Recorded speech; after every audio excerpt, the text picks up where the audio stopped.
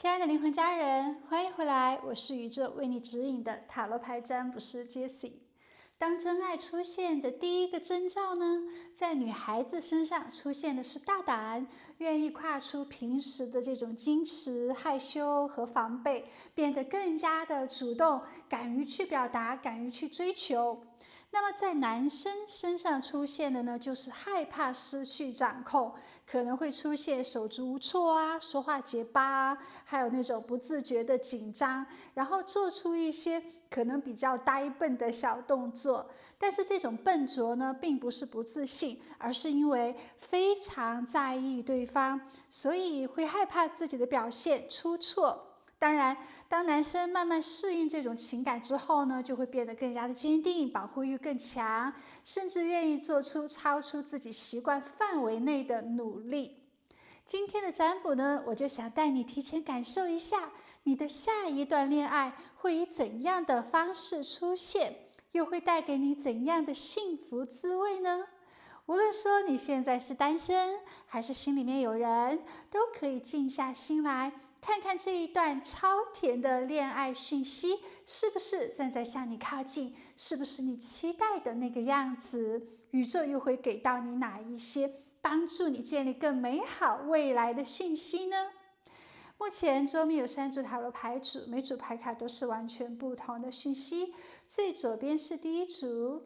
中间是第2组，最右边是第3组。我们要选择其中一组牌卡进行聆听，因为每组牌卡的讯息完全不一样哦。所以我们先来做一个静心的冥想小仪式，集中我们的能量进行牌组的对接，而不是通过我们的逻辑思考。亲爱的，请跟着我做。可以的话，请闭上眼睛，把我们的肩膀下沉，腰背挺直，大口吸气，大口吐气，排出所有的杂念，什么都不想，把我们的专注度放在呼吸上。吸气，吐气。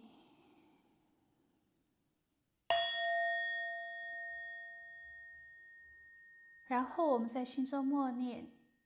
亲爱的宇宙，请帮助我显化下一场非常甜美的爱情吧，感谢你的指引。询问完之后，睁开眼睛，看到的那张牌卡就是宇宙要给到你的讯息了。公屏打出来，感恩宇宙，我是幸福的，我是丰盛的，凡事发生必有利于我。留言好之后，视频下方的信息栏就有对应的每组牌卡的时间，点进去就可以聆听老师为你做的占卜了。多多的留言必定会提升你的运势，让我们更多抓住视频的能量，显化我们的幸福。好，那现在你留好言了吗？你订阅本频道了吗？你选择好了吗？我开始为你做占卜咯。亲爱的，选择这组牌卡的宝宝，可以看到呢，你自己是蛮有东方韵味的，也许是一种古典美，也许是一种含蓄的美，也许是在自己的仪态之中非常优雅、端庄、挺拔的，可能从你的脸部轮廓、皮肤到服装搭配，都追求的一种自然、干净、和谐。跟别人在交往沟通的时候呢，展现出一种尊重、一种谦让、一种优雅得体的形象。整个人呢，看着并不是那种很西方、浮夸，或者是特别外放的状态。你这个人是温柔，但是有力量的，也有一种安安静静的特质，没有太多这种特别自我啊、自信夸张的这种情况。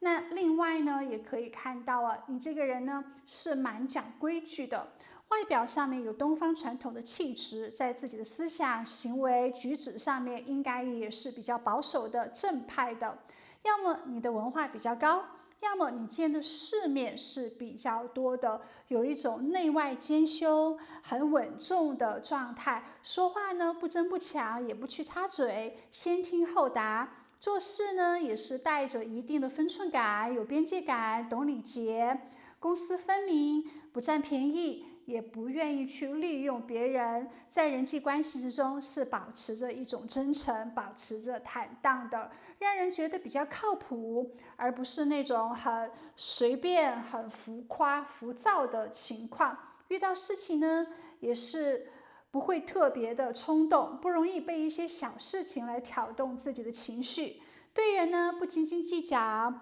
懂得留3分余地，能在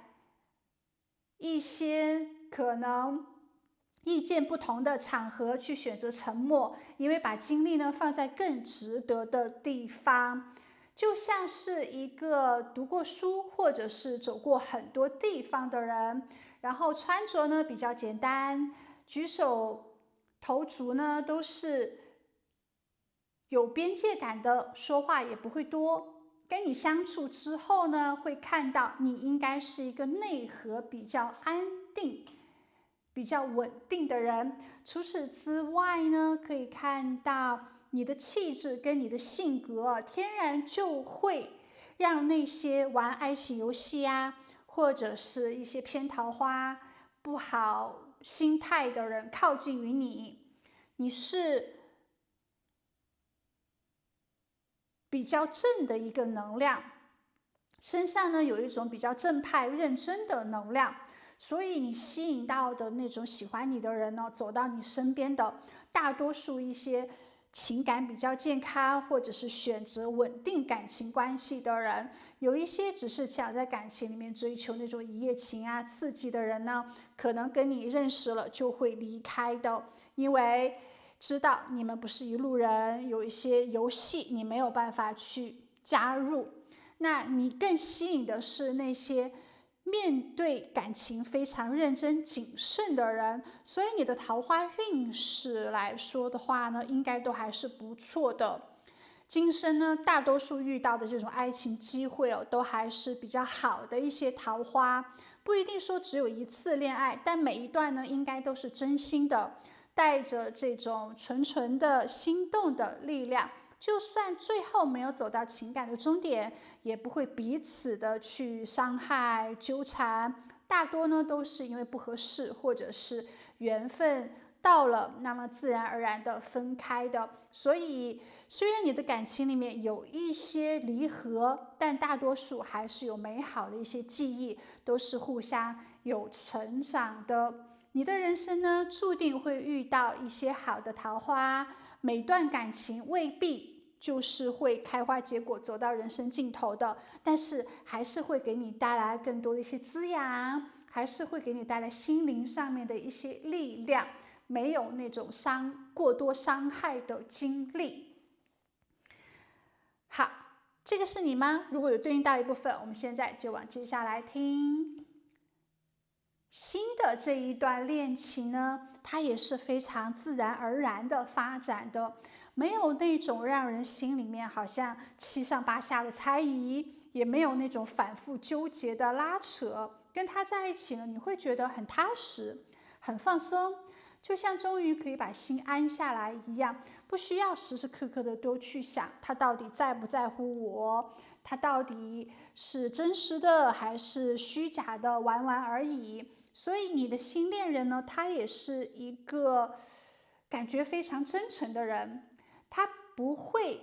只是嘴巴讲一些甜言蜜语他更愿意用行动来表达对你的在乎，对你的关心。比如说他会记住你喜欢喝什么呀，你不喜欢吃什么东西啊，甚至你平常的一些小习惯呢，他都是会放在心上的，然后让你感觉到自己真的被看见，有被珍惜。更重要的是呢，你们之间的这个爱情观是差不多的，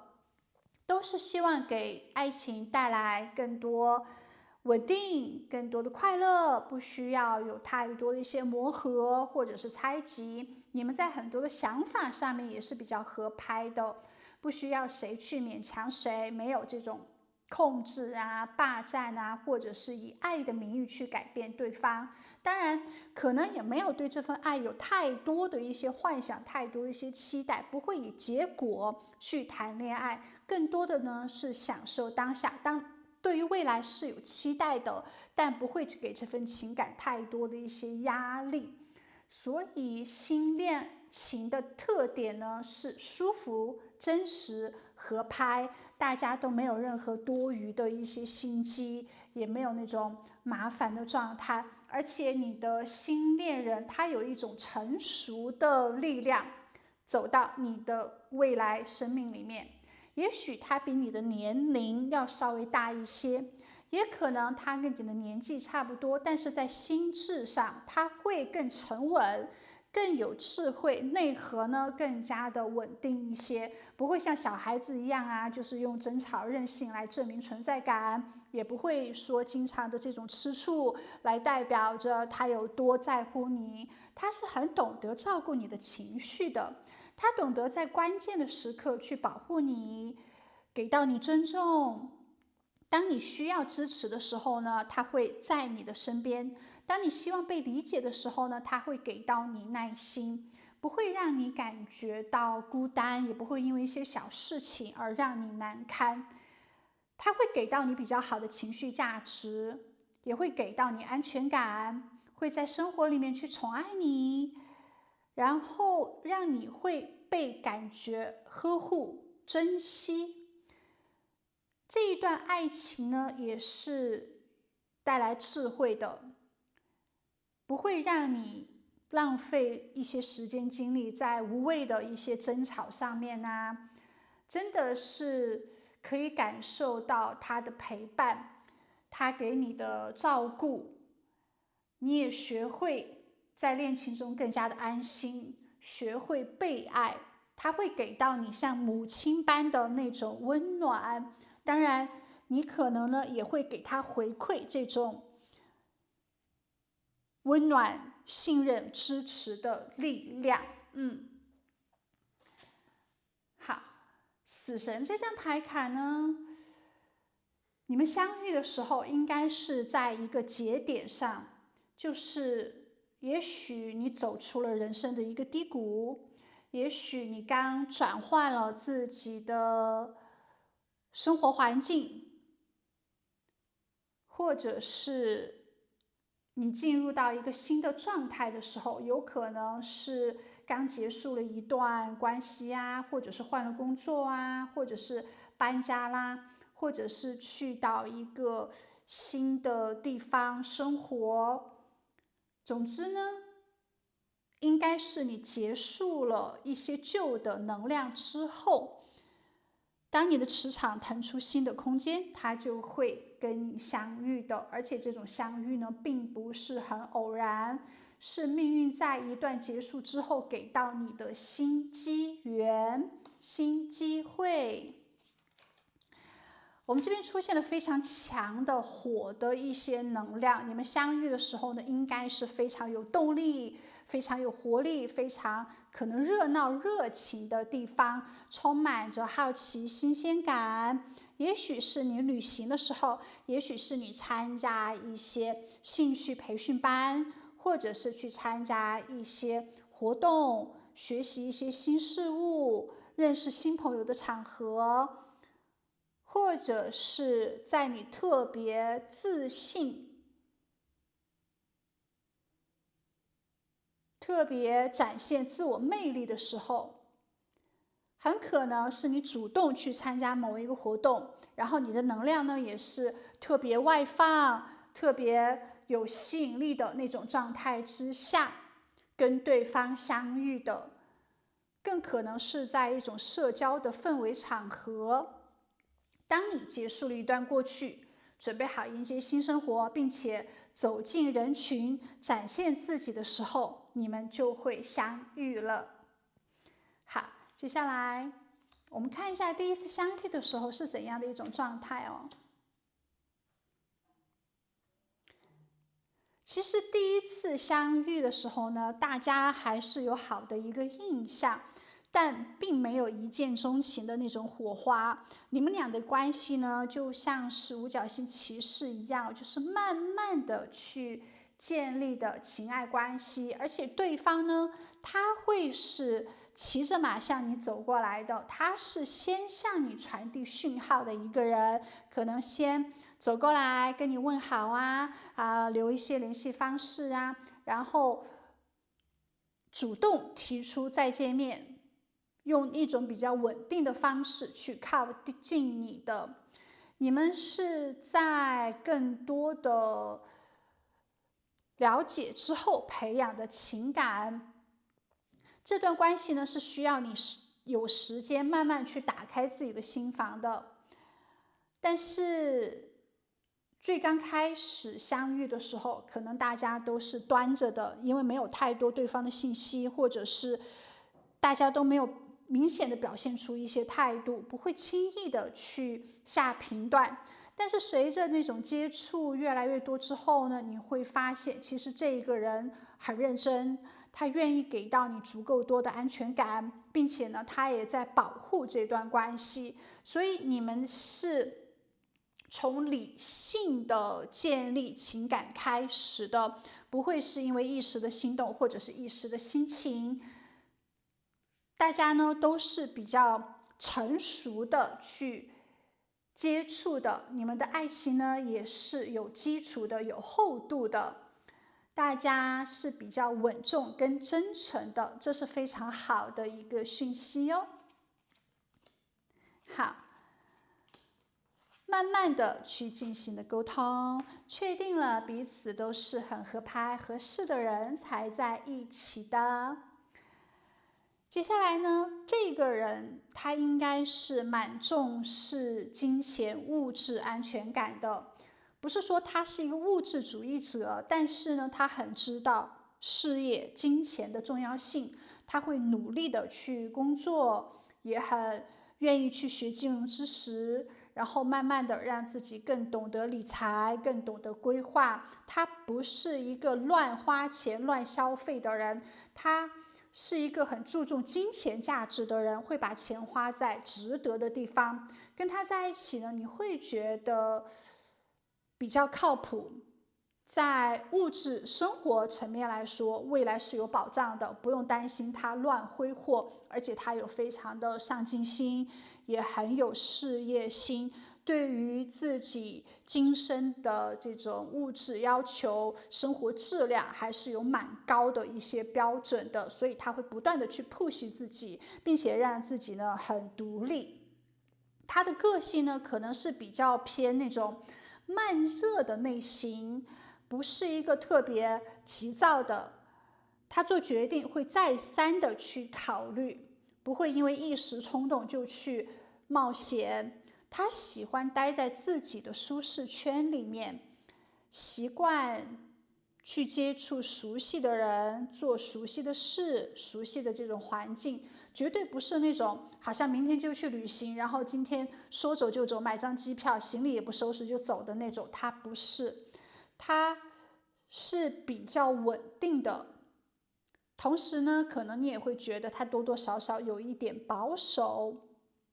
但这个人呢，他不是特别心思细腻、情绪化的人，他不敏感。在感情里面，他可能有迟钝的那一面，可能有比较大大咧咧的那一面。从另外一方面也可以看到，他不太容易陷入情绪化，也不太容易内耗。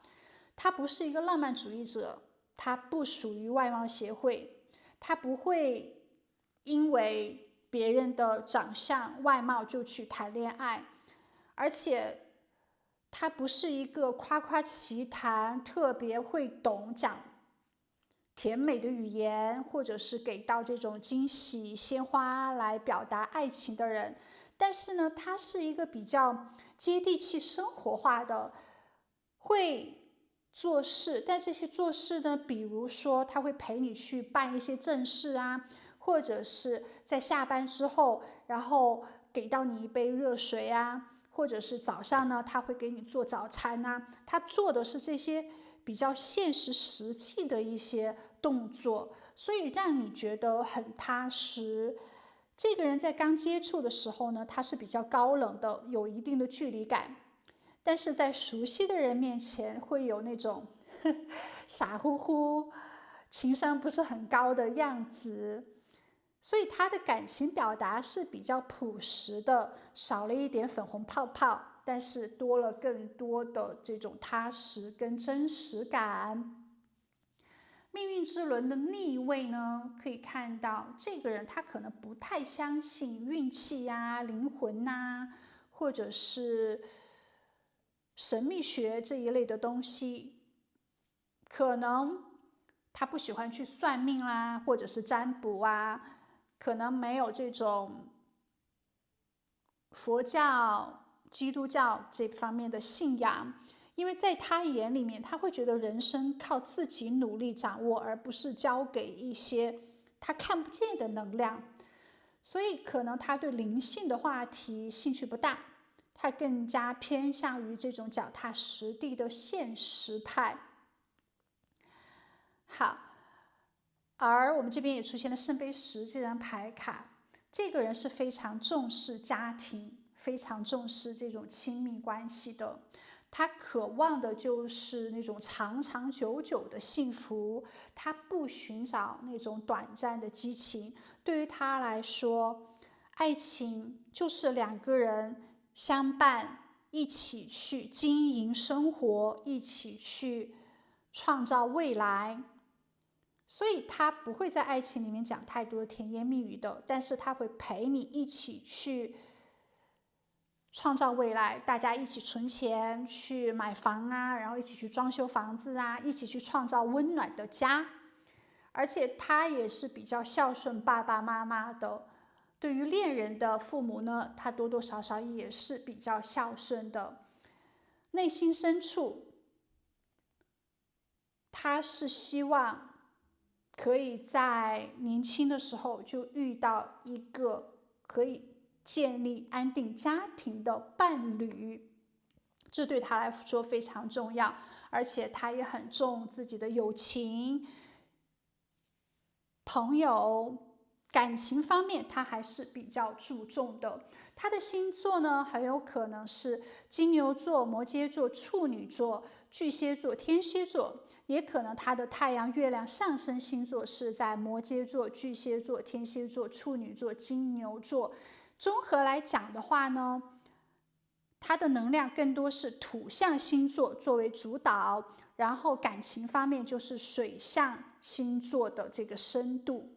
他给人的长相应该是比较清新干净，然后脸部线条比较柔和的那一种，不会是方脸，也不会是特别这种立体的五官，可能是大五官，但是呢，脸也许是椭圆脸呐，或者是有一些圆润这样的一种状态。眼睛里面呢是看着很清澈的、很干净的。五官不是特别张扬的类型，不是说一打眼看就是特别好看、特别帅气的那一种，但是会给人一种很有亲切感、熟悉感，邻家男孩啊、邻家女孩那种感觉，让人觉得非常的舒服。而且他的笑起来呢，也是特别打动人的，笑起来看着很天真、很健康。身上是带着水元素的这种柔和魅力的。确实啊，我觉得还是不说特别好看吧，至少来说也是好看的类型、长相跟那种气质。当他遇到你的时候，刚好是他想要自己的人生稳定安定的时候。他已经过了那种爱玩啊，或者是感受爱情的阶段了。他已经是不想有任何天马行空的改变了，而是希望可以跟你一起稳定的过日子，两个人一起去规划未来，一起去计算日常开销啦，讨论周末去做饭，还是说去做一些旅行啦，出去走一走啦。他想跟你建立的是那种非常接地气的情感生活，没有太多的这种烛光晚餐，或者是太多的这种小情小爱，就是很想跟你生活在一起。而这个人呢，他可能不会每天对你说我爱你呀，我想你呀，但是他会在就是生活细节上面去做一些表达，会带你去吃你喜欢吃的，天冷的时候帮你准备好外套，或者是身体不舒服的时候会带你去医院。这些行动的话呢，其实比口头上的那种告白更能显示出他是很在乎你的，他对你多多少少有一点小心翼翼，不会太过于的冒进，会希望你能感受到他的用心，很照顾到你的这种情绪，你的状态，把你捧在手心，而且就是很想跟你建立家庭，希望一起去处理柴米油盐，一起去经历这种生活中的喜怒哀乐。他有一种很想要跟你共度一生的渴望，想要跟你建立一个大家庭，而且他不是那种一见面就会猛烈的去追求你，猛烈的去表达这种对你喜欢的人，他是会循序渐进的靠近的，他是会从那种简单的邀约开始，他不会被动哦，他是会主动，但他会更有耐心。一起去喝咖啡，一起散步啊，吃顿饭啊，或者是一起去打打羽毛球啊，他都会用这种小小的邀约，然后慢慢的去讨你欢心，等到你对他的认可。另外呢，多多少少他对你有生理性的这种喜欢，除了想跟你建立这种长期稳定的感情，会觉得你的个性很好，品德修养很好之外呢，你也给到他直接的吸引力。你在身体上是对他有诱惑的，他会觉得你很感性，也可能他看到你的笑容，他就会脸红啊，或者是靠近你的时候，情不自禁的就想来牵你的手啊，对你呢会有这种肌肤之亲的欲望的，那么就是真正的很喜欢。可以看到呢，你的新恋人新恋情哦，真的是蛮甜蜜的。那么宇宙也会给到你3个在感情中的技巧，来让你显化自己的幸福，有开花结果的能力。首先，圣杯6呢，就是保持在感情里面的纯真跟分享的心态，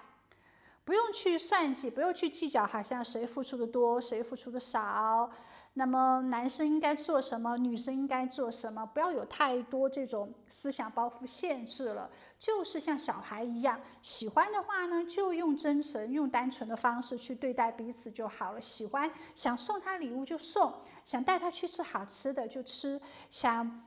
说什么样的话就去说，就是很真实的去做自己，也不要害怕在感情里面付出或者是奉献。那只有你勇敢的去给了，那么你勇敢的去表达自己的热情了，那最后呢，这些爱的能量都会反馈到自己的身上的。如果你一直在那边计算的话，那这份爱呢，你就不会足够的享受。因为真正的幸福并不是去刚刚好的这种计算模式，而是2个人都愿意在对方需要的时候伸出手，主动去创造爱，主动去创造温暖。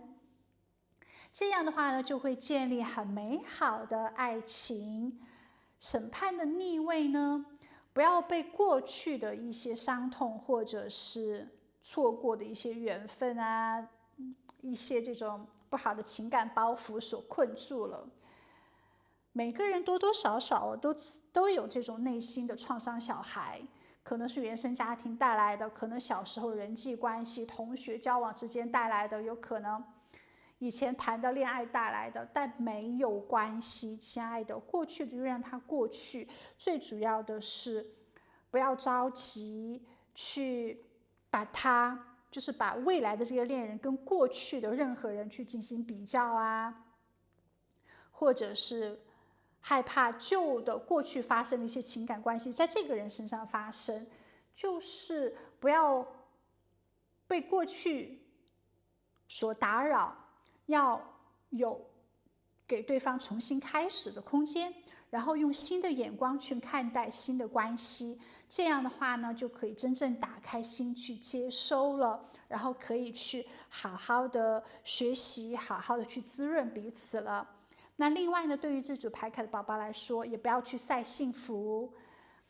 很多人可能谈恋爱了，就喜欢到处跟周围的人讲啊，或者是发在这种朋友圈里面啊，这样呢很容易招来比较的。可能对于你来说，你是在分享快乐，但并不是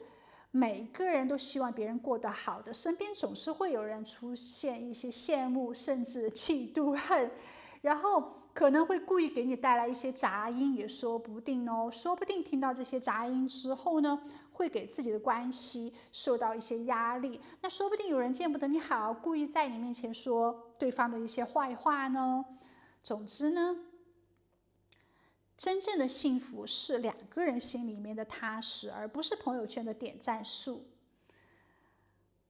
所以晒的越多，你的私密就越少。其实有一些爱情细节不去晒，只属于你们两个，才会让这段关系更加的有安全感，不需要表演给别人看。另外，权杖骑士这张牌卡，在感情里面，你需要带着热情、勇气去行动，不要等待，不要被动，也不要总是在那边试探，就是要时不时的表达一下自己的喜欢，表达一下自己的肯定。爱情呢，也是需要动力的，也是需要互相去点燃火焰的，这样呢，才可以真正的推动你们的情感关系前进。勇敢的表达，我喜欢跟你在一起，你今天做得很棒，我期待我们下一次见面。那这些话语，这些行动，都是可以让两个人有更多的一些激情的。所以，亲爱的，宇宙告诉你，在感情里面保持纯真，也要放下一些偏见，放下一些成见，放下旧的一些感情经验，而带着新的行动去勇敢的爱。这样的话呢，你的爱情就会自然而然的展开，会越来越甜蜜哟。所以新的恋爱很快就会来到你的身边了，让我们掌握这3个技巧，好好的去爱，享受这份丰盛吧。最后，祝福你在地球玩得愉快。那我们今天的占卜就到这里，记得点赞，记得留言呢。我们下一期再见，拜拜。亲爱的，我们来接收宇宙当下给到你的讯息。首先来对应一下你个人的能量状态，如果有对应到，我们就继续往下听。如果完全都不是你的话，那你可能要跳脱出去，重新进行一下牌子选择了。首先可以看到，你本身呢是一个比较注重修行的人，这让你呢对待感情的态度是很真实、很诚恳、认真、有深度、比较专一的。你懂得情绪的自我控制，而且你也懂得爱呢，不只是激情心动，更是一种长期的心灵交流，彼此的这种情感技巧的成长，对于爱有不同的感悟领悟。你的爱情观呢是非常正面的，你不会要求恋人拥有好像很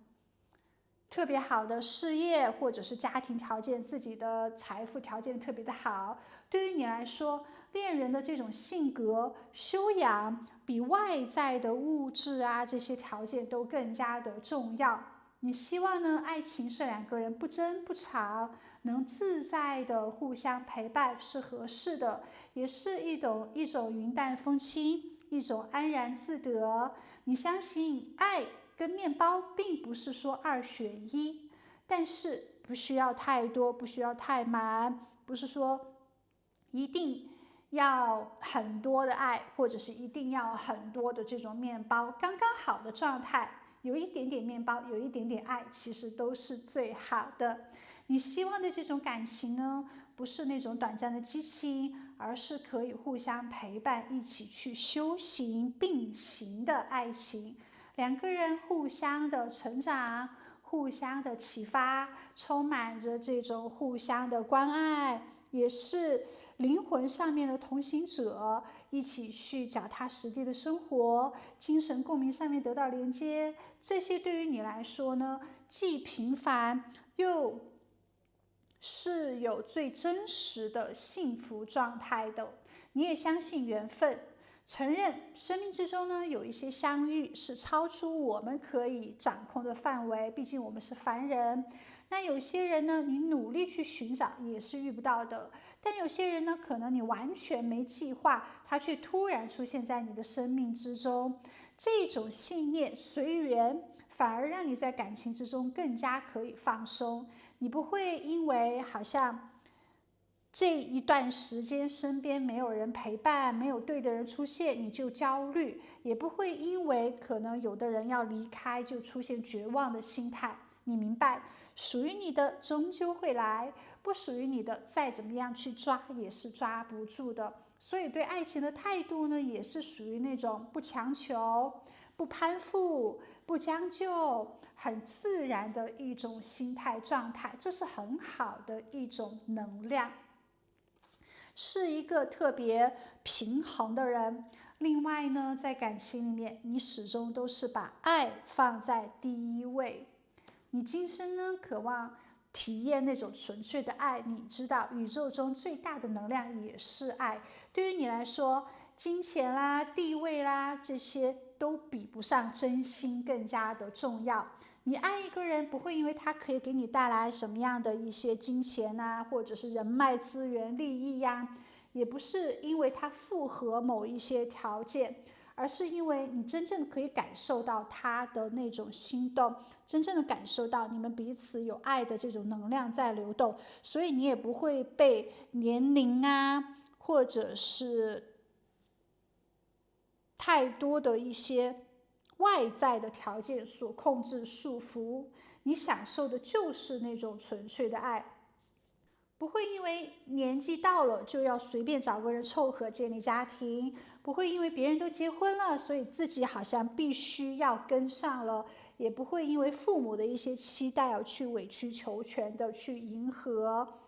在你心里面，爱情呢就是两个人互相的吸引、互相珍惜的结果，那是一种灵魂上面的契合，所以你会耐心的等待真爱。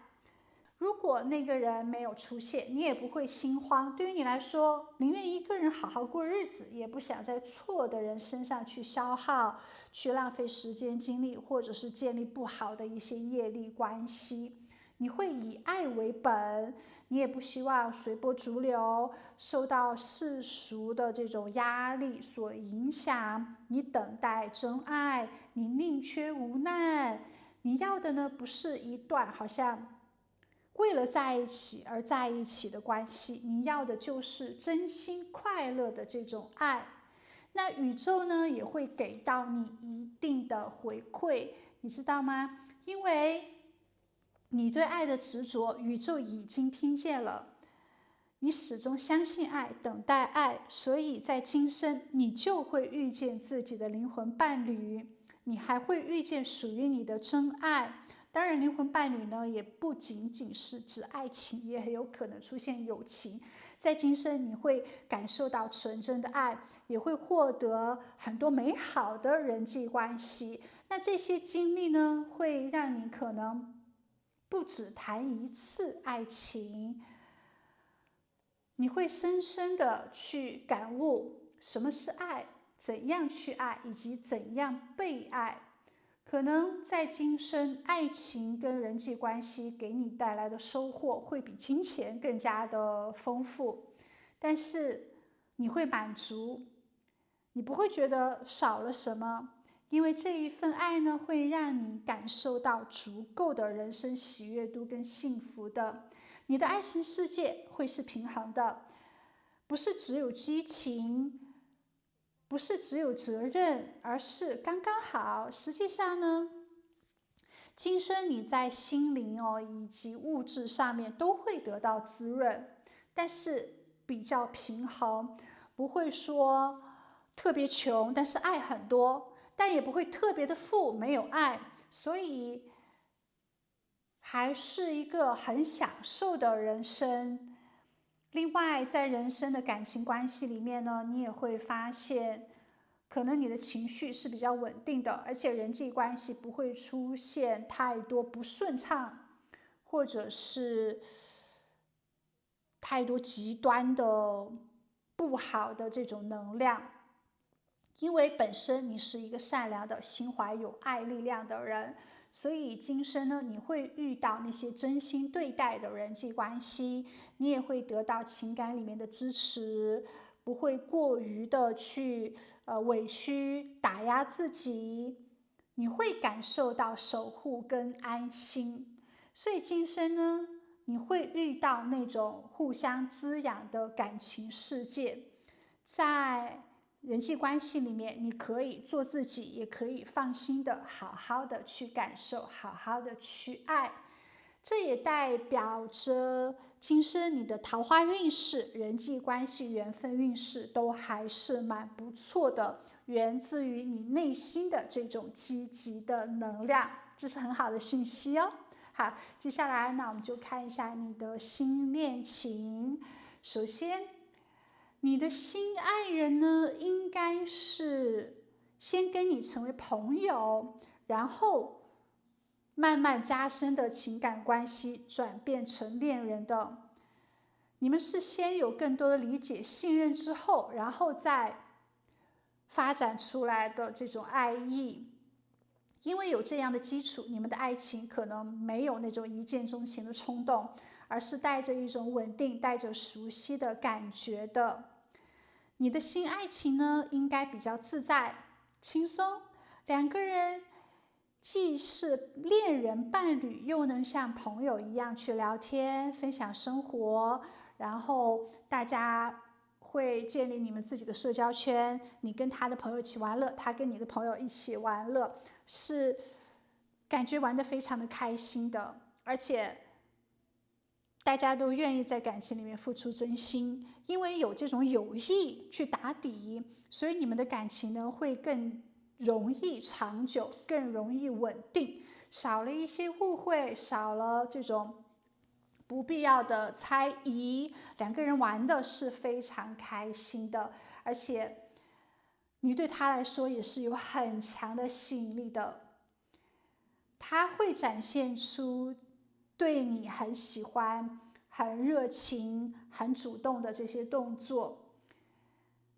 做朋友的时候呢，就是玩得非常的这种开心，他会去配合你，然后当彼此进入恋人之后呢，也会有很多的一些火花，很多的一些激情，让你感受到足够的情爱活力。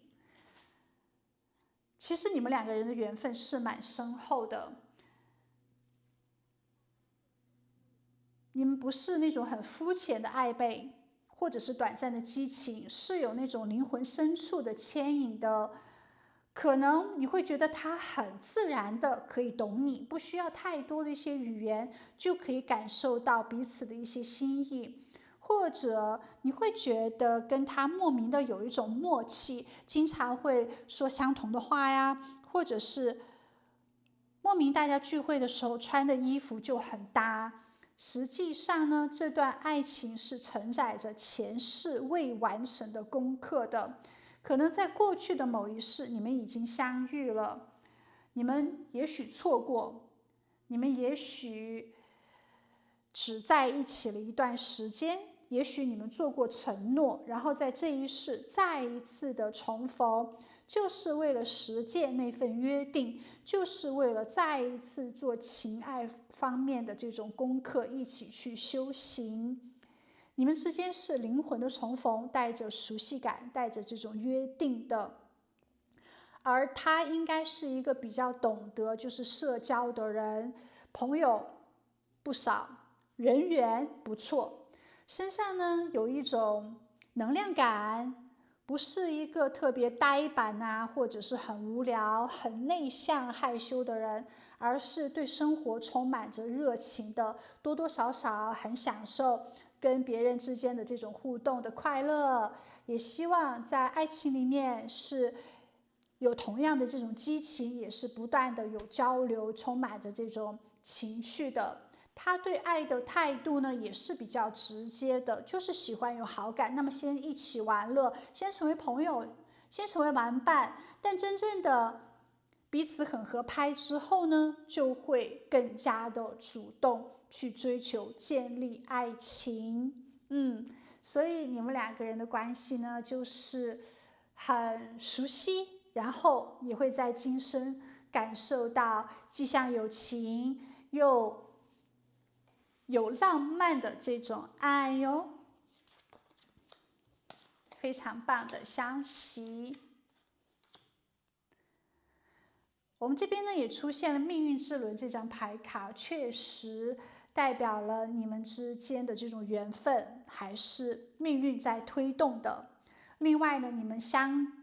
遇的地方有可能是在一些有车轮、有交流、有这种变化的地方，也许是在一些关于交通的这种工具场所里面，可能是车站啦、机场啦，或者是捷运啦、火车啊，这些比较有车轮的地方，也可能是在旅行的途中，异地往返的时候，也可能是在自己的人生某一个转折点，正经历某一些改变，要做出更好的决定，要去到其他的城市啊，其他的国家呀，其他的环境啊，想要去搬家呀，想要去转换岗位职业呀，或者是在一些比较流动的场景里面。那五角星4呢，这张牌卡也代表着一种安全感、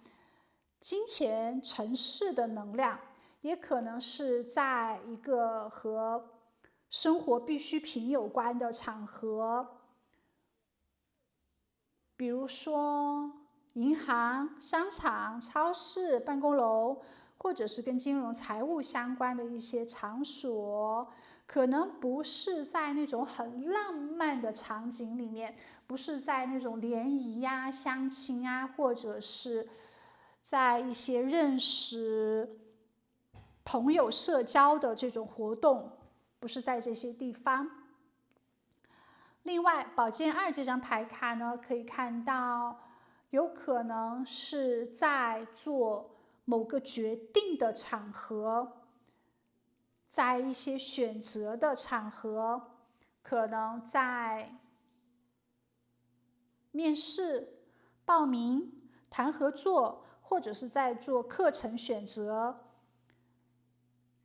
旅行规划选择的时候，也可能是在自己的人生十字路口的时候见到他的。很可能你们的相遇呢，并不是在浪漫的这种咖啡馆或者是聚会，更在一种流动、选择或者是比较现实气息的场合。总之呢，两个人的缘分就是有前世，然后今生再续前缘。无论再怎样，说不定在非常意外的场景状态之下，你们认识的，无论再怎样，你们都一定会相遇。好，首先我们来看一下哦，那第一次见面的时候又是怎样的呢？是他先喜欢上你的，是他来主动的，对方的能量在第一次见面的时候很明显，就是你吸引到他了，他走向前来，想要跟你有更多的一些交谈，想要去展现自己的一些优势，给你留下好的印象，想要找机会可以预约下一次你们再一次的相遇。他对你呢是有一种目的性的接近的，几乎是一见到你就有确定感，就心里面很笃定，这个人我想要去了解，我有兴趣，所以他会主动靠近，绝对不会犹犹豫豫模棱两可的，他是会很明显的展现出想要就是认识你的态度。而你这边呢，刚开始可能没有对他有太大的一个感觉，可能比较平淡，或者是比较防备，没有马上的这种心动。也有可能你会觉得他年纪比你小，也有可能你对他的这种条件并不是多么的吸引，你不会把他放到你的这种恋爱的对象想象之中，你还是觉得还好了，没有特别啦，就是多观望一下，并没有太过于的主动。但是呢，随着你们两个人更多的一些接触，更多的互动之后，你有慢慢的被他打动哦。他的主动，他的坚持，他的真诚，他对你的在乎，这些都慢慢的让你对他有了好感。当然，你也会看到他身上的一些美好的一些地方，对他有这种循序渐进的心动。从最初的没有太大的感觉，到后来的渐渐喜欢，那这个情感呢，也是看到你们有比较长时间的这种互动跟情感基础的。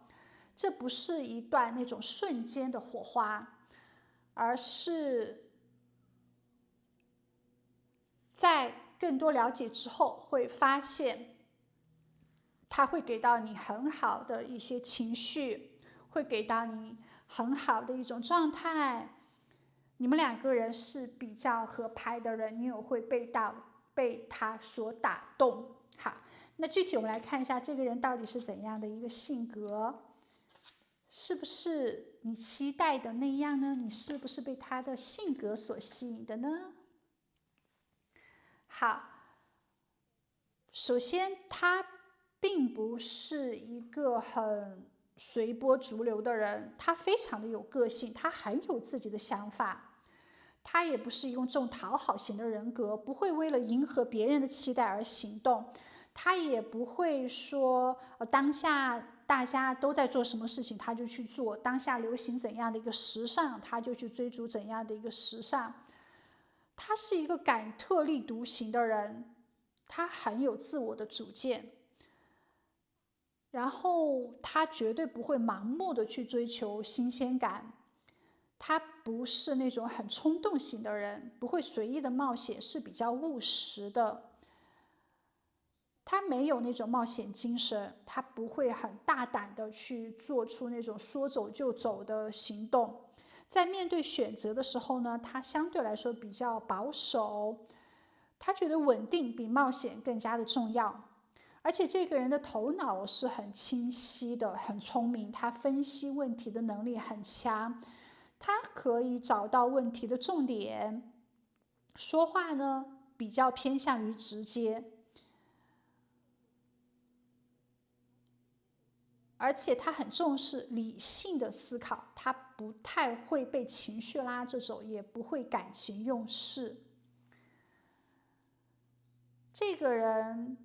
做事计划还是比较周全的，他追求稳定，他也是一个很享受做自己的人，非常坚持自我，有倔强固执的那一面，有特立独行的气质，不需要别人或者是大众的一些认可。有时候呢会有一些神秘感，因为他不会把自己的这种情绪表现在外面，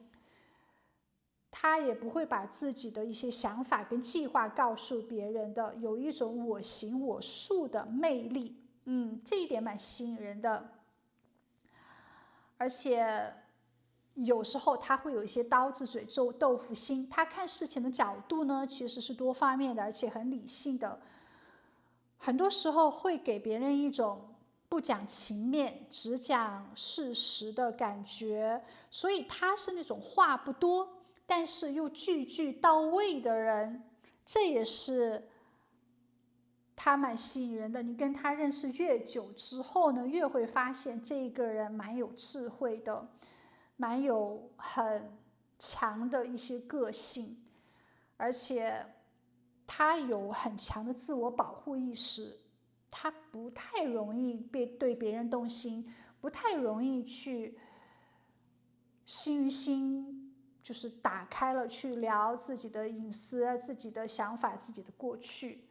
即使他喜欢你，可能刚开始他也会先克制，会观望，不会马上的就流露出全部的感情。在人际关系里面是会有一些小心翼翼的。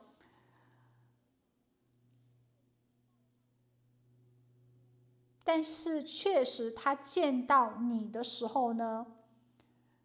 见到你之前他已经很久没动过心了，但见到你那一刻，他突然有了方向，突然好像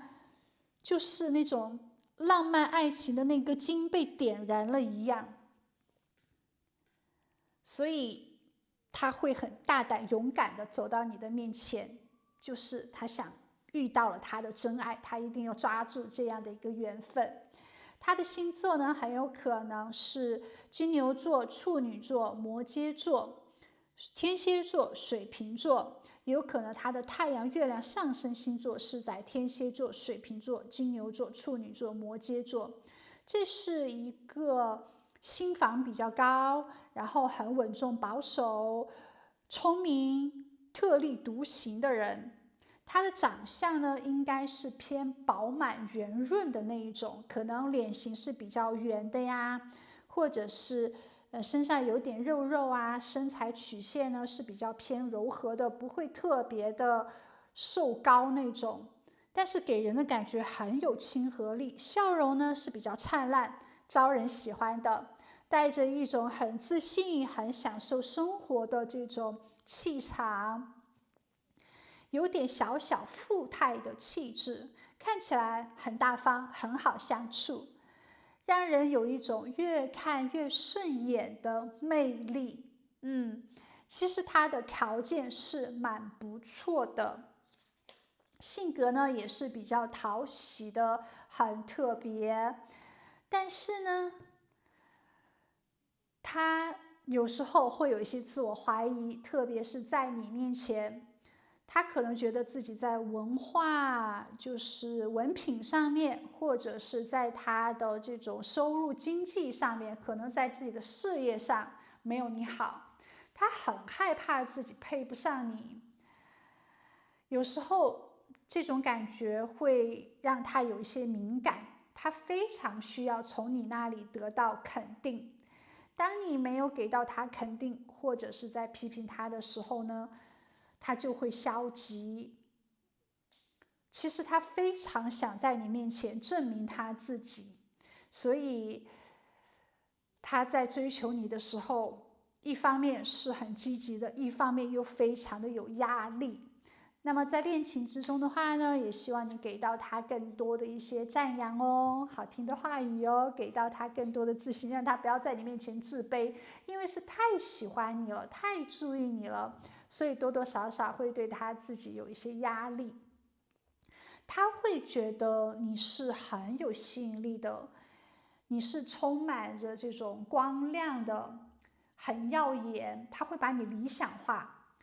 他会把你的缺点都看成是你的优点，他多多少少对于你是有一些崇拜的，是有一些仰慕的。他想靠近你，但是对你有一些敬畏之心，你在他心中占有很特殊的一个位置。他会很对你有强烈的认同感，他会觉得你给到他很多的智慧，有让他茅塞顿开，或者是有让他打开自己的格局，有让他走出内耗啊，有让他变得更加的阳光灿烂啊。他会觉得你的能量高，你的状态很好，所以他也有要向你学习的那一部分的心情。另外，他不会被动的等待，他还是会很主动的用行动来接近你。他会尝试去做很多事情，让你喜悦开心，让你愿意跟他在一起。他会花蛮多的一些心思的，他会很努力、脚踏实地的去让你们两个人的关系更加的长久。这是非常好的，会用心。还有就是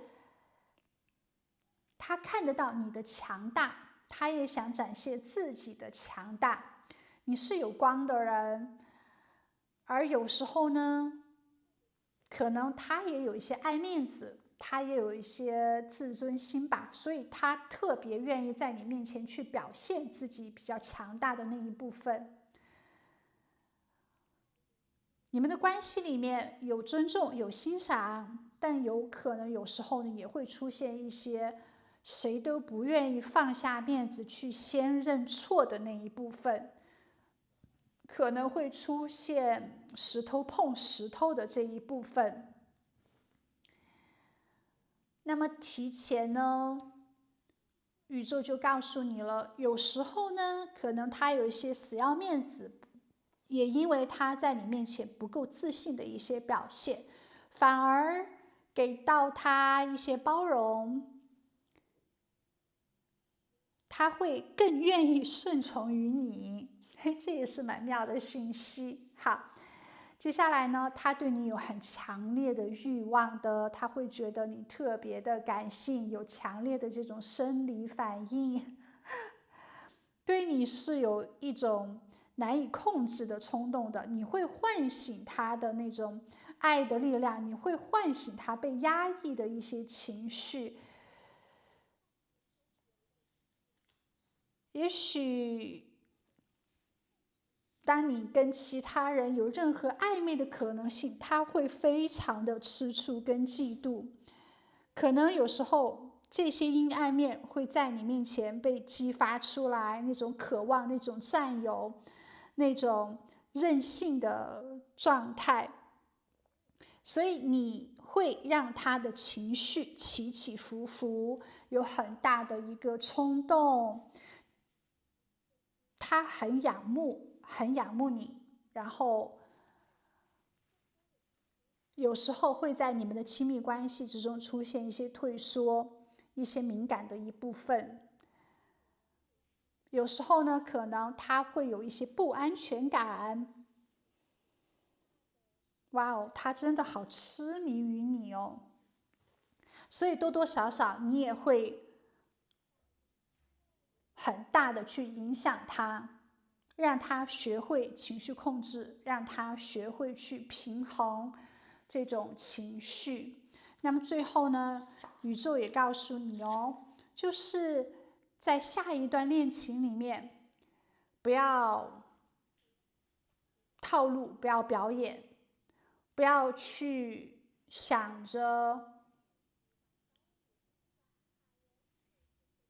怎么样去说才让对方喜欢你，或者是我要去设计怎么样的一个场景才能打动他。不要去想着以他的感觉为第一，这样的话会让你变得不自然、不真实。你只要去说自己想说的话，做自己想做的事情，就已经很好了。你越真实，他越欣赏你。你越是讨好他的话呢，那可能这份感情越不会顺利。或者是也许在过去的感情里面，你受到过一些伤痛，让你变得有点悲观，或者是对于爱情没有太大的一个希望，怕失望。那宇宙告诉你，不要把自己的心门关死了，还是要相信你会遇到美好的恋情、美好的恋人，还是要给到更多的信心，更多的积极，更多的滋润，更多的一些肯定。你在对方心中呢，真的是很好，你完全不用自我怀疑，你只需要展现你的乐观，展现你的美好就足够了。其实宇宙给到你的爱情技巧很简单，就是不要去演，就是真心就最有吸引力了。也不要去怕受伤害，还是要勇敢的相信爱。当然也不要去委屈自己，要把自己想要的、想说的都说出来。真心去爱的话呢，就不怕失望。其实每个人出现在你的生命之中都是有价值、有意义的。有的人会给你很温柔的爱，有人会给到你不一样的情感体验，有的人呢也是为了激发你、让你成长的。爱的模式绝对不止一种，所以不要以单一的标准去衡量爱情，去衡量每一个人。每一份爱呢，其实都是灵魂在不同层次的一个修行，不同层次的一个交流。那宇宙告诉你，在下一场恋爱里面，相互的守候、勇敢的表达跟坚持是非常棒的一件事情。也不要去放下自己的一些尊严啊、美好啊，去迎合对方。没有任何人在感情里面都是一帆风顺的，总是会出现挑战、出现磨合。最主要的是出现问题就去解决问题，保持着这种积极性的话呢，可以看到在下一段感情里面你会收获很多，并且感受到非常深刻的、丰盛的、精彩的爱情的，好好的去享受吧。人生就是不断的去修行，爱情也是。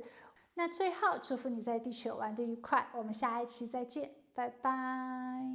亲爱的，我们先来接受你自己在爱情里面的一些态度跟想法。如果有对应到的话呢，我们就可以继续往下听。如果完全都不是你的话，那你可能要跳脱出去，重新进行一下牌卡的选择了。首先，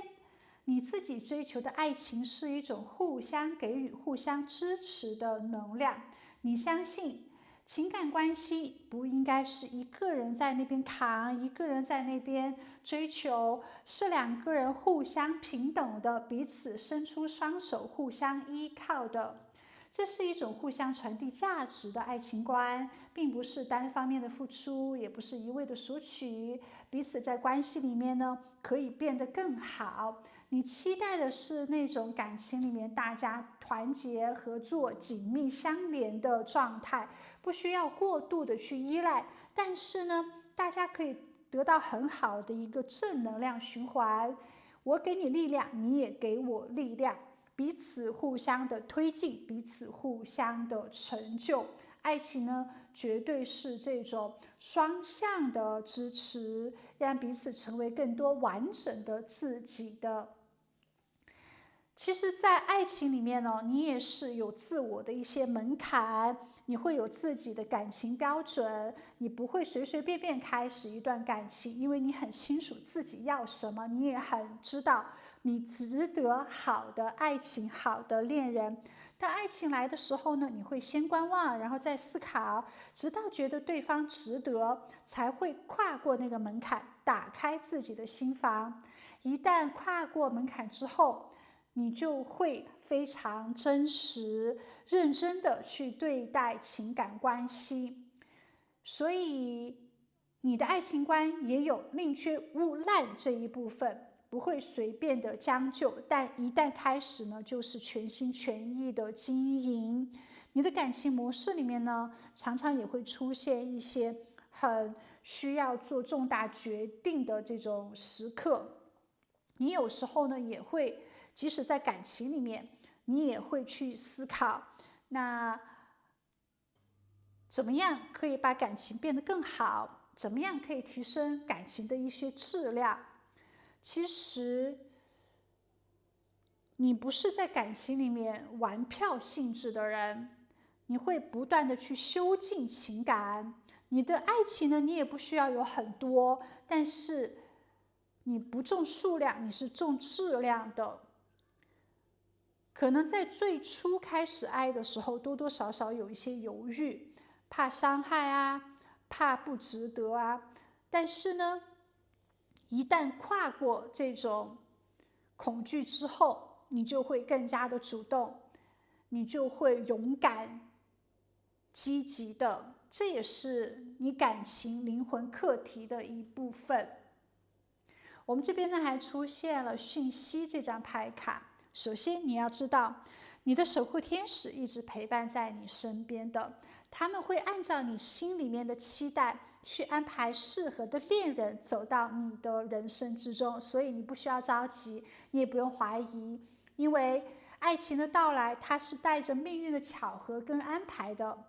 其次，你和恋人的这种开始呢，可能是跟讯息有关的，可能是先透过讯息聊天、网络交流，或者是邮件慢慢熟悉起来的。可能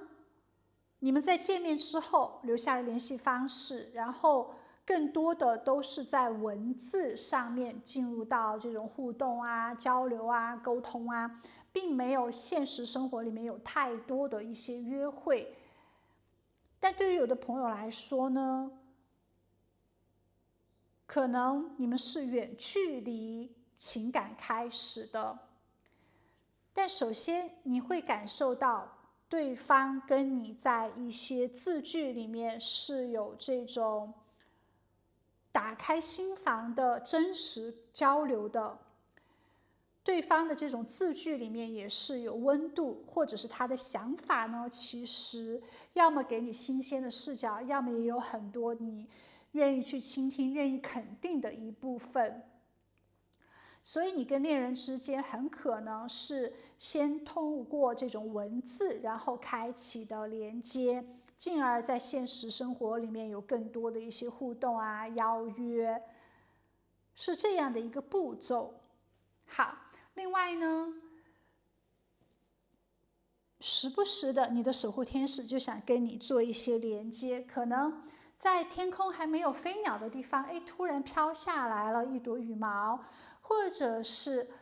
突然看到地上呢有硬币，或者是在没有你喜欢吃的这个食物的道路上面，突然闻到了你喜欢的食物的味道，也有可能在房间里面突然闻到了花的香味，而你房间没有这朵花，没有这些花，所以总的来讲呢，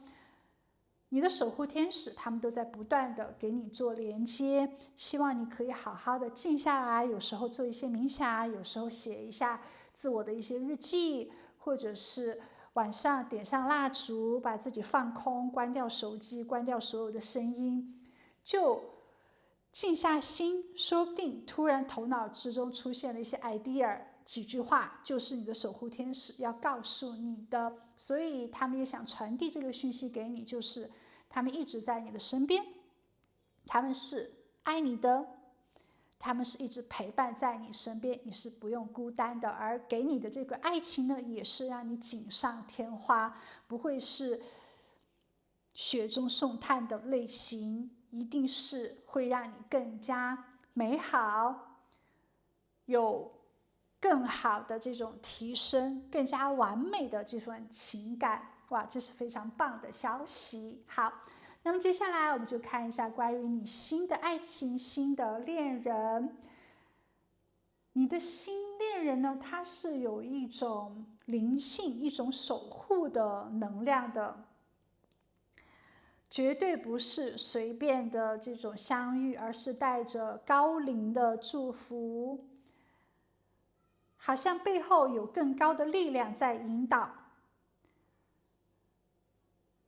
你的新恋人，他应该比一般人更有智慧，或者是他的直觉力、第六感更强，也可能他对生命有更多深刻的一些理解，他很懂得去包容别人，很懂得照顾别人的情绪，也很重视精神层面的连接。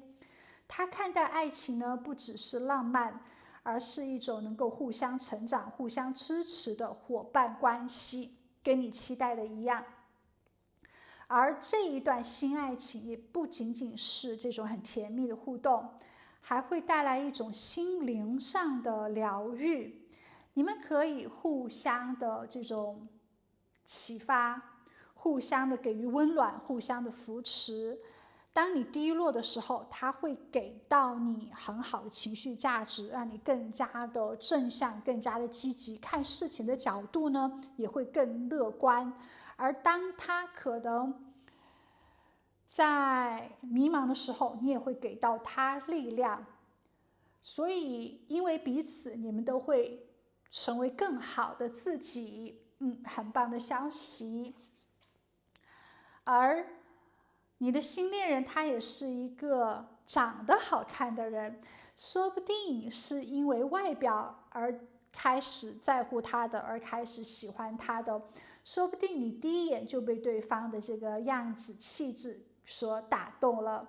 也可能是他先被你的这种美貌帅气所吸引的，让你们呢有更多好像要互相去靠近啊，互相认识这样的一个机会。虽然是外貌让你们注意到彼此的，但是呢，随着更多的一些互动，更多的了解，会发现好像彼此或者是对方的内心也是非常的美好的。这段关系一定是先从外吸引，然后再看到彼此可能是精神上面可以达到共鸣，或者是这个人的内心很善良很柔软。而你的新恋人呢，他应该是一个很注重打扮很注重形象的人，他会给人一种很好的气质，你会很欣赏他的外表。你们之间的这种外貌吸引力是一种推动力，让你们的爱情更加的热烈，更加的有激情。你们彼此呢也是会建立很信任的能量的，你愿意去做重要的选择，就是相信，你不会去猜忌对方的一些心意，你不会陷入到这种情感的恐惧里面，你愿意给到彼此很独立的空间，你愿意站在更加积极满足安全感的一面去设想你们的当下，设想你们的未来，所以他应该是你的真爱。你不会去有太多的计较，不会有太多的一些焦虑，就是选择相信他，选择忠诚，内心是非常安定感的。外在的任何闲言闲语呀，任何的一些状态，任何一些消极的故事，都不会去动摇你的决心。你们彼此呢，都是会给到对方很多的这种安定、安心的感觉。当然，安全感最终还是自己给自己的。不过呢，你们彼此都很有勇气去愿意抓住这个缘分，愿意坚持的去选定对方。很好的消息。另外呢，我们出现了远方、拓展、期待的这个能量牌卡。你们相遇的地方可能是在一个跟旅行啊，或者是异地啊，或者是留学啊，或者是海外啊，或者是一些跨国交流有关的场景，也可能是一个你正要去展望未来的一些地方，比如说学习新的技能，拓展自己的工作机会，或者是去参加自己没参加的活动的时候，不是在你所日常经常熟悉的这种环境里面，而是去到一个新的场合、新的领域、新的地方，在这些场合跟对方相遇的。我们这边呢也出现了圣杯侍从跟圣杯女王的牌卡，可能你们相遇的场合是有水杯，或是有话筒，或是有这种情感交流的地方，有可能是在一些社交场合比较轻松的聚会，也有可能是认识新朋友的地方，也有可能是在咖啡馆啦、海边啊、艺术展啊、聚餐啊、音乐或者是文艺活动，一个可以让大家去敞开心扉去交流沟通的这种场合。那这个地方呢，更多应该是比较轻松、比较自在、比较舒服的，应该是有一定的人气的地方，也有一种年轻玩乐的氛围。比较浪漫的场合也有可能。好，相遇的时候呢，很可能就是带着一点情感色彩的，彼此都有很好的感觉，而对方呢，他会主动的跟你聊天，或者是明显的给到你我对你有好感的这种眼神、这种语气。他会在第一次跟你见面的时候就表现的有点浪漫，有点吸引力，有点主动，而很可能你对他也是多多少少有一些心动、喜欢的，可能没有到一见钟情吧，就是他对你是一见钟情，你可能对他没有到一见钟情，但绝对是觉得这个人好看，或者是还是不错的，还是多多少少有一些心动。只不过呢，你们在认识的那个场合，你会有一种陌生感，会有一种不熟悉的感觉，因为你可能去到一个新的领域里面，而周围认识的人并不多，所以在当下你是有一些保守的，你没有太主动的去展现自己，你没有特别自信的那种状态，你可能有一些不自在，你可能有一些比较拘谨吧，所以没有跟他进入到一个很稳定、很好的交流。但是在更多的一些接触之后，你愿意接受他的邀请，大家有更多深入的一些互动，这份感情呢是非常可以展望未来的。其实他跟你的理想恋人的标准还是很接近哦。那具体我们来看一下他的性格。这个人他不是那个很喜欢团队合作、依赖别人的人，他非常的独立。在他的性格上面，他可能不喜欢跟太多人去合作，他会觉得很多事情自己一个人去做更快、更简单、更不麻烦。他不喜欢太多的一些社交，他讨厌那种人情世故、麻烦的人际关系。有时候在人际关系里面，可能他也不是一个很委曲求全，或者是不太擅长去配合，他有他自己的一些节奏，他不会舍弃自己的利益而为了集体的利益，他觉得自己的利益对于他来说是最重要的。这一点是很有自我的一些自信，其实另外一方面也蛮有魅力的，不是一个随大众的人，比较坚持自我，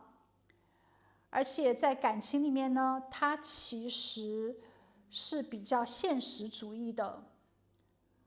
他重视这种情感的稳定、舒适感、安全感。他的个性也是比较成熟的，喜欢照顾自己的爱人，重视金钱、物质，重视生活的这种质量、仪式感。在感情里面，他也不是一个只懂得花言巧语的人，他会对对方很大方慷慨，他可以为了自己的爱而努力工作，而把自己的钱拿给对方管。如果对方呢是一个很会理财的人，他是愿意把钱给对方拿来理财的。如果说两个人生活在一起了，那么他挣的钱的工资卡，他是可以拿给对方的。希望通过这些举动来给到对方这种安全感。他是一个其实灵魂很自由的人，他没有太多传统的思想包袱，他的思想非常的年轻，很开放，愿意去接触不同的一些文化呀，愿意去学习新的一些知识啊，他不会内耗，他是想摆脱社会条条框框的这些束缚的，他讨厌那种社会的很多无形的规则，过度的一些规范，他不喜欢被这些就是规矩所捆绑，他是一个努力去寻找自由的人。而且这个人呢比较有耐心，做事情呢是按部就班的，不急躁。在感情里面，他不是一个冲动派，而是一个慢慢去观察，慢慢去培养，让感情细水流长的人，日久见人心。他做事情呢是很有耐心的，他想要的人生目标梦想，他是会一步一步的去实现，不需要一夜暴富，不需要好像两个人突然就是相遇了就很幸福了。他知道要有磨合，他知道要去加深感情的这种深度，是需要不断的去做出努力的。他的内心有一部分其实非常的单纯，带着一点孩子气，他保持着那种天真浪漫的那一部分，心底里面呢其实是很善良很温暖的，但他不会把自己的那种骨子里的浪漫表现出来，他只是在面对自己喜欢的人的时候会出现害羞啊在意的一些小动作，平时呢可能都好像装着好像很成熟很坚强的样子，其实他是比较细心的，是很细腻的，有自己比较敏感的一部分。他愿意去学习爱，他期待美好的爱情，他其实蛮有爱的能量的。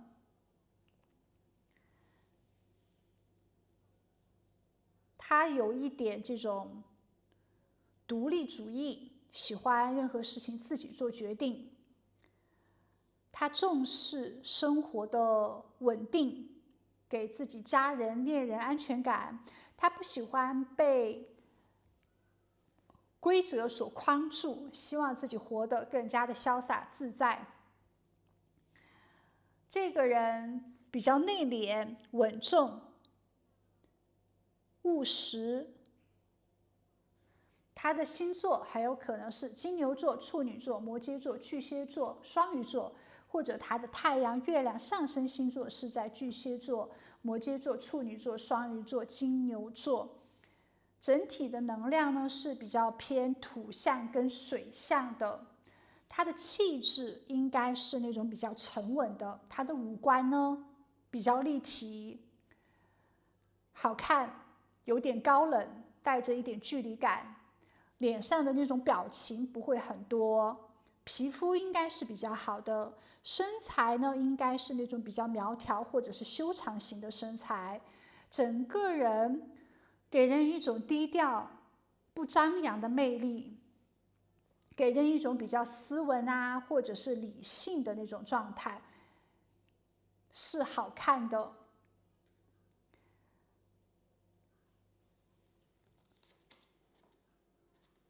好，接下来我们来看一下哦。首先，他不想要失去你，这是一个很用心去维系关系的人，他会坚持让你们的情感稳定的走下去。他对你是高度重视的，可能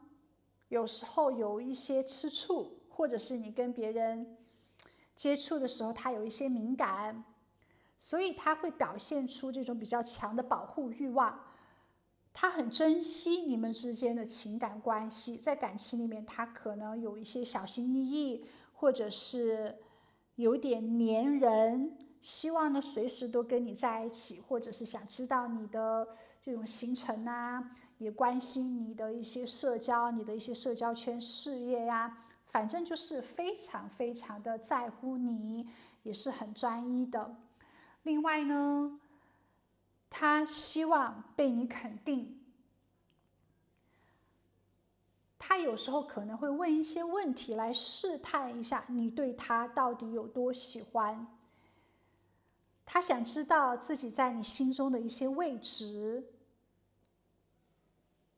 他只有在得到你确定的反馈之后，他可能才会去做下一步动作跟规划。他不想给到你压力，他也希望可以支持你，让你有足够的这种轻松自由感。所以在这份感情里面呢，他很重视彼此的这种松弛，彼此的这种舒适度。当然，希望你可以给到他更积极的一些反馈，你可以多讲一些甜蜜的话语，欣赏他的一些话语，对他来说是蛮受用的。他有时候会在你面前不知所措，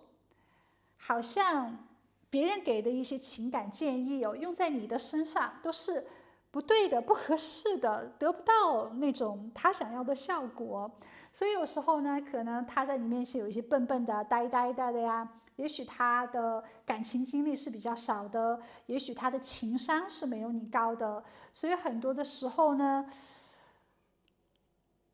他会有一些比较呆笨的动作语言。你们两个人肯定是有摩擦的，没有任何感情是一帆风顺，所以有时候呢，他也需要你的一些引导，他需要你的一些帮助，他也需要你更多的理解跟支持。他可能在一些事情上面是比较没有自信的。那么在感情之中呢，如果他做错了的话，你可以讲出来；如果他做得好的话，你也一定要只给对他的这个肯定，他就知道哪里是需要去做修正的。他的爱情技巧并不多，所以有时候他也会去网上面去查，那遇到某一些事情应该怎么办，他也希望得到答案。那这份感情里面，大家都是会有蛮多的一些学习的，都是可能会触碰到自己没有经历过的一些事情，彼此呢互相的包容，当然就是最好的。他希望你爱他，他渴望被你所爱、所接受，他对你非常的真实、真诚，希望你们的关系可以走得更深，可以走得更稳。希望你对他真的就是很专一的那一种，他想要你所有的时间，想要你的心。他对你是有蛮强的这种占有欲的，他想经常跟你见面，想长时间跟你聊天，他会把你放到他的就是优先的选项行程，渴望用时间去稳定关系，最好两个人24小时都在一起，最好两个人呢就是未来的人生道路，那么很多年都在一起。这也是蛮妙的，看来他好喜欢你哦。那么接下来呢，宇宙会给到你一定在这份感情中的技巧。首先，在这份感情里面，不要去追求绝对的公平，没有任何事情是对的、错的、输的或者是赢的，也不需要去计较谁付出的多，谁付出的少，少去执着一些对错标准或者是原则。就是放下太多的限制，你才可以真正的享受甜蜜，真的就去感受那份真诚就好了，少一些这种包袱。这份爱情里面呢，肯定会有大家意见不合的时候，这是非常正常的。最主要的是不要去争吵，而是在意见不合、在磨合有摩擦的时候呢，去看见彼此的想法，去学会更好的沟通。接受这些小摩擦，接受一些小情绪，把它当成彼此更多了解的一种方式，把它当成彼此可以更加增加爱情技巧智慧的一个方式。两个人的头脑呢，肯定会比一个人的头脑更聪明嘛，所以出现问题的时候，两个人共同的去沟通讨论，然后选择最好的一条道路去解决。这样的话呢，就会让自己越来越聪明哦。爱情就是两个人在不完美里面去找到最圆满的契合的。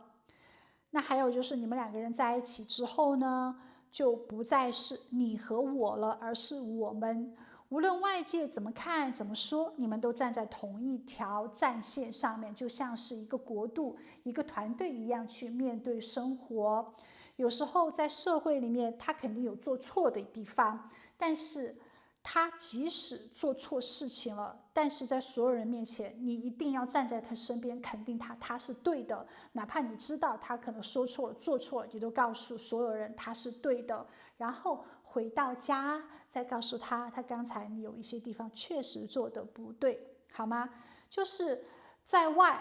永远给到他面子，永远支持他，因为你们是同一个国度，别人说他做错，其实就在说你，好吗？另外呢，在感情里面不争输赢，你赢了就是他赢了，他赢了就是你赢了。永远记住，站在同一战线、同一国度，两个人就可以齐心协力，就真正的会有更强大的这种力量。这份爱呢，就会爱得更加的完整。还有对有的宝宝来说，如果你生活在国外的话呢，有可能这一个恋人他是外国人，你们两个人也许在一些文化或者是在一些思想上面是完全不同的一个方向。多一些包容，多一些倾听，多一些开放，不要认为对方跟你想的不一样，那对方就是错的，而是冷静的不带情绪的去思考一下，究竟谁的在某一些事情的处理问题上面方法更好，角度更好。这样的话呢，就会让自己用不同国度的文化去考虑问题，会让自己加倍的聪明哦。这也是非常棒的消息。所以亲爱的，以上的这份爱情技巧呢，你掌握好了，那么你就会有很强的力量去建立完整的幸福哦。非常棒的恋情，非常棒的恋人。最后祝福你在地球玩得愉快，感恩宇宙。我们下一期再见，拜拜。